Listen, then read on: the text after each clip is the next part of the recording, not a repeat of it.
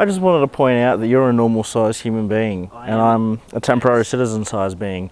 So when I talk about being too big for bikes, this is what I'm trying to say.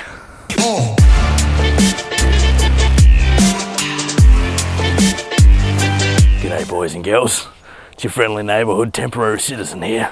Today we're doing a bike review. Isn't that right, Scotty? Yes, we are. And so yeah, this is Scotty's bike with all its custom Sharpie art. Doesn't that look fancy as fuck?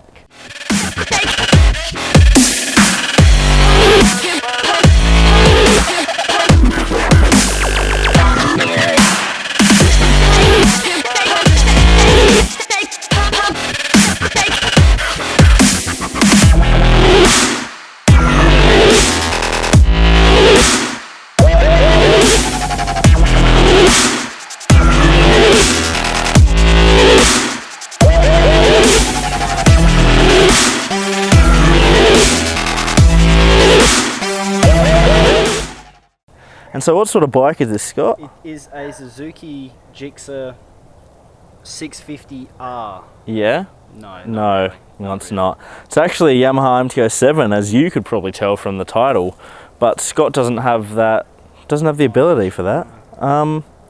So yeah, so this is 2015. It's all pretty stock, isn't it, apart from the fairings? 100% stock except for fairings, and that's about it. Yeah, he does have some straight pipes to put on it when he wants to cause a bit of trouble.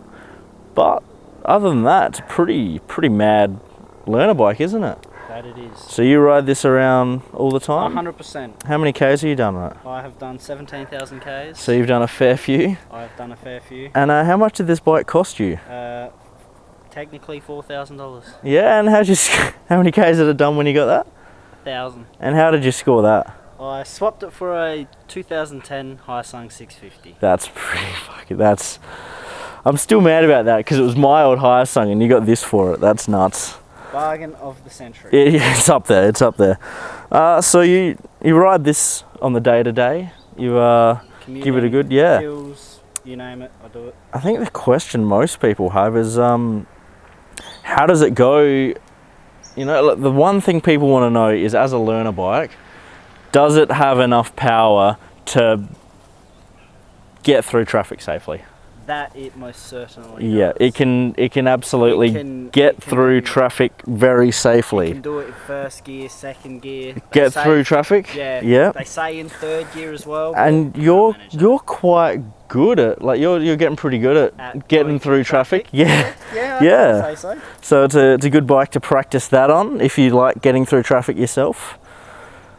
But we're going to take this for a spin in a minute. Thought we'd just give you a little overview of how goddamn sexy it is. It's who did this Sharpie art for you? A friend of mine named Jasmine Crisp. Yeah, if you want to. Does she have a page you can look up? I don't know.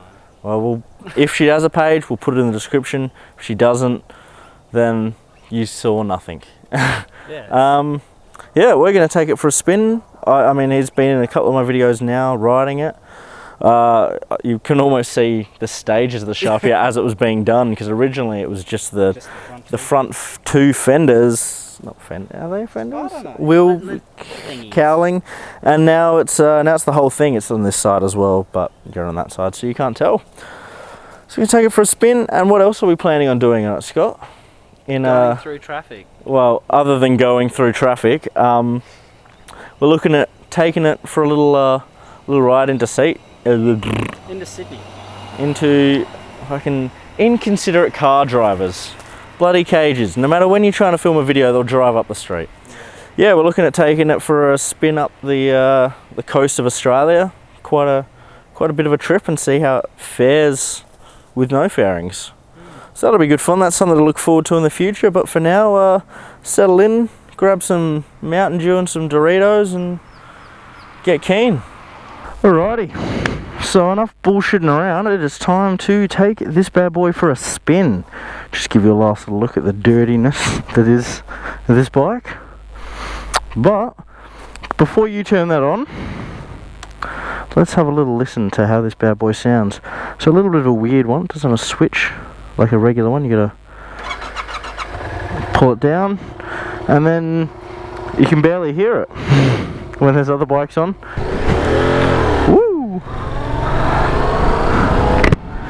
So yeah, this is the Mt07.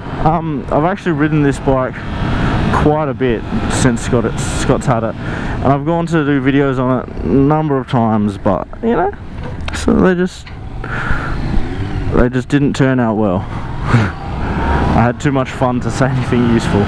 So now that I'm used to the bike, I can give you like a proper, oh hello buddy, I can give you a proper talking about what it's like.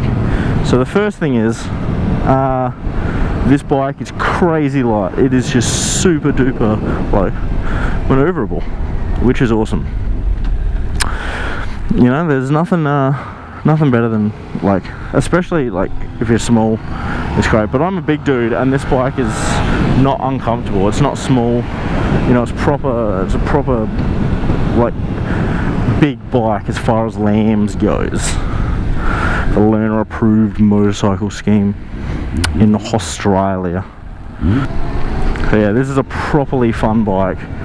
If you have the cash to splash, 10 out of 10 I recommend this bike. This is absolutely the best lambs bike I've ever ridden. Now I was watching the Rider's Life review on it. You know, go watch his if you want the technical specifications and everything else, because he does a much better job at all that shenanigans than me. I'm not going to pretend to be knowledgeable or that shit, but I can, you know, tell you how I find it as just a normal dude that rides. It's mad, it's mental, it's crazy light, and it's fun, and it goes quick. Scott beats me off the line all the time because he's awesome. So if you're a good rider, you can absolutely work this thing. I mean, this is completely stock, hasn't had anything done to it, still lambs restricted, and Scott can keep up with, you know, anyone and anything in the hills, and that's basically where it counts, because there's nothing impressive about beating someone else in a straight line. But yeah, Scott tears it up in the hills on this thing. His chicken strips are non-existent, and he's just basically a madman. So what I'm trying to say is, if you reckon this bike is not quick enough, then you're not a good enough rider, unless you're like the best. But you know, it's very unlikely, especially if you're looking at a lambs bike, that you can do better than this bike can, because this thing's waiting on you, baby. So yeah, you know, gets up to speed hella quick, and it's fun. It's such a fun bike. It doesn't take itself too seriously, which is an important consideration. It doesn't struggle to merge with traffic or anything, because it's not a 250, it's a 650. Oh, it's brilliant. Ooh, bit of engine braking there. The throttle is a little bit choppy, but you know, I'm just used to Honda perfection, so you know, whose fault is that? It's mine for having such a good bike, really. Now, if you've paused my video to go check out the A Rider's Life review of this bike, you'll notice he fucking cut the corner, love.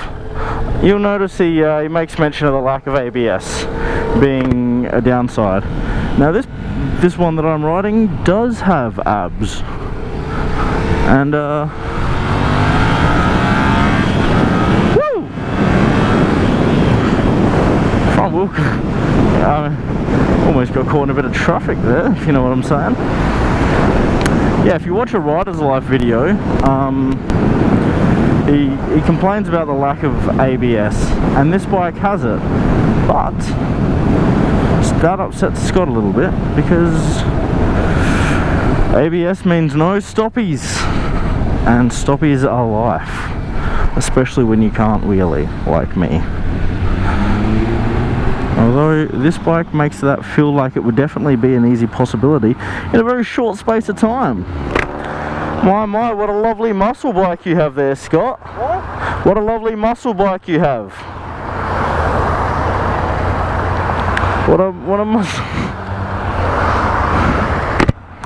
What else can I say about this bike? I mean, that's basically it. If you've got the money to get one of these, I implore you to do it, because they're They're mad.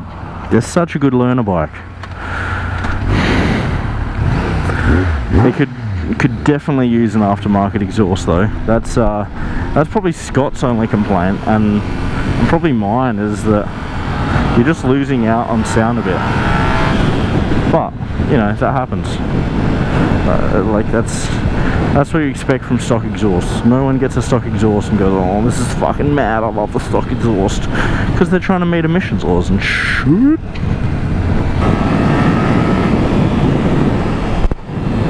Yeah, this thing is like, I mean, that's the bike. It's a naked bike, so it's comfortable. We'll see how it goes on a long trip when we head up to Sydney. But it's yeah, it's just agile and quick. And what more do you want from a learner bike, really? It's an agility and speed.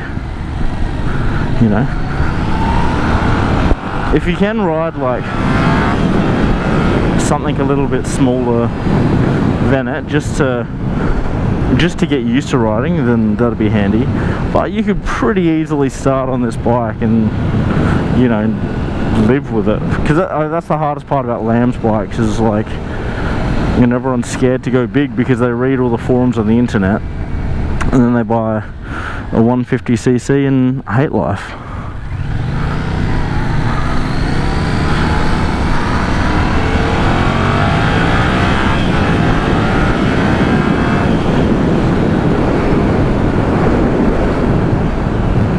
So basically what I'm trying to say is, go and buy this bike, alright? Yamaha have not paid me to say this, but this is the best Lambs bike, basically. The best road Lambs bike that you can get.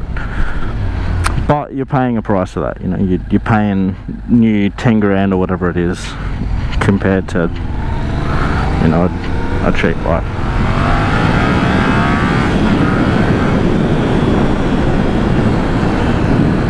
But you absolutely get what you pay for in this bike, and then some. You get a lot of bang for your buck and a lot of fun for your buck.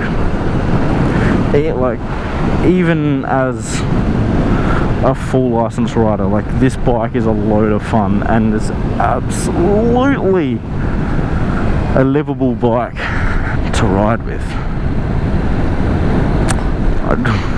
I don't know what else to say other than, like, get on one and ride one, because they're mad. Just take one for a test ride and you're blown away by how delicious it is. It's just, oh, it's so light. So much fun. So capable. What up, bus? You been busted? Oh, that ocean looks beautiful.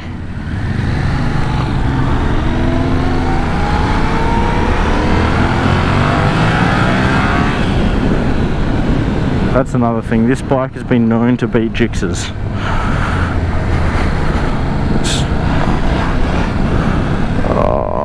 But you can't stoppie on it. This is what happens if you stoppie, right? You're like, fuck yeah, I'll do a mad stoppie. And it just doesn't do it. It just abs up.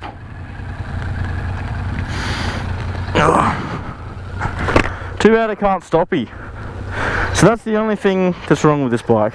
That exhaust, that's actually sounded alright there.